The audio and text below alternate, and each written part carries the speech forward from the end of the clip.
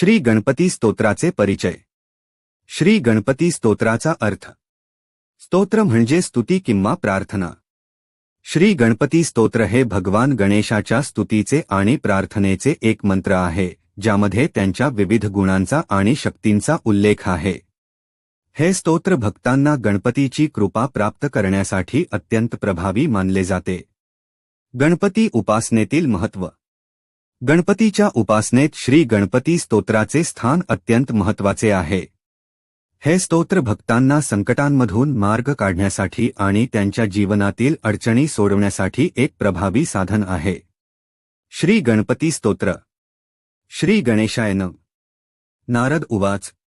प्रणम्य शिरसा देवं गौरीपुत्रं विनायकं भक्तावासं स्मरेन्नित्यं आयु कामार्थ सिद्धये. प्रथम वक्रतुंड एकदन्तं द्वितीयं तृतीयं कृष्णपिंडाक्ष गजवक्त्र चतुर्थकं लंबोदर पंचमच षष्ठ विक्टमेवच. सप्तम विघ्नराजेन्द्रं धूम्रवर्ण तथाष्टकं. नवमं भालचंद्रं दशमं तु विनायकं. एकादश गणपति द्वादश तु गजानन.